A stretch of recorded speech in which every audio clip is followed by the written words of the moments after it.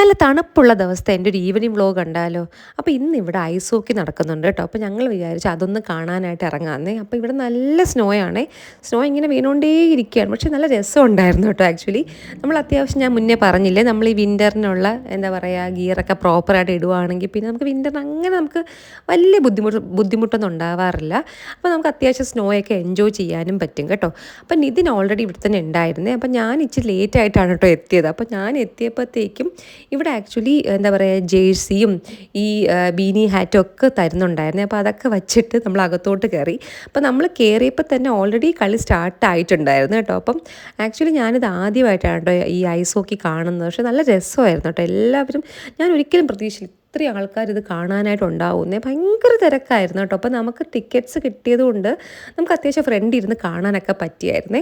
അപ്പോൾ ഈ ബ്രേക്കിൻ്റെ ഇടയിലൊക്കെ എന്താ പറയുക ഈ നല്ല പരസ്യമൊക്കെ ഉണ്ടായിരുന്നു കേട്ടോ. കാറിൻ്റെ പരസ്യമൊക്കെ ഉണ്ടായിരുന്നു. ഇത് നമ്മുടെ കിയ കാറാണ് കേട്ടോ ദേ വന്നുകൊണ്ടിരിക്കുന്നത്. അപ്പോൾ ഈ ഫസ്റ്റ് 20 മിനിറ്റ്സ് കഴിഞ്ഞപ്പോഴത്തേക്കും ഈ കാറിൻ്റെ ഒരു ആഡാണ് കാണുന്നത്. പക്ഷേ ഇച്ചിരി ലേറ്റ് ആവുമെന്നുള്ളതുകൊണ്ട് നമ്മൾ സെക്കൻഡ് 20 കണ്ടു കഴിഞ്ഞിട്ട് നമ്മൾ ഇറങ്ങിയായിരുന്നു കേട്ടോ.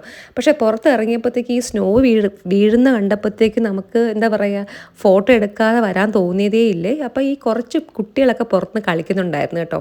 പിന്നെ ഇവിടെ ടിമോട്ടൻസൊക്കെ കോഫിയൊക്കെ കൊടുക്കുന്നുണ്ട്. അപ്പോൾ അതൊക്കെ മേടിച്ചിട്ട് ഞങ്ങളിങ്ങനെ എന്താ പറയുക സ്നോയിൽ കുറച്ച് ഫോട്ടോസൊക്കെ എടുത്തു. അപ്പോൾ തിരിച്ച് വന്നപ്പോൾ കാറിൻ്റെ അവസ്ഥ കണ്ടോ. കാറ് വൃത്തിയാക്കാണ്ട് ഒന്നും നടക്കത്തില്ല. അപ്പോൾ ഞങ്ങൾ അത് കഴിഞ്ഞിട്ട് നമ്മൾ വോൾമാർട്ടിൽ പോയിട്ട് കുറച്ച് പർച്ചേസസ് ഉണ്ടായിരുന്നേ.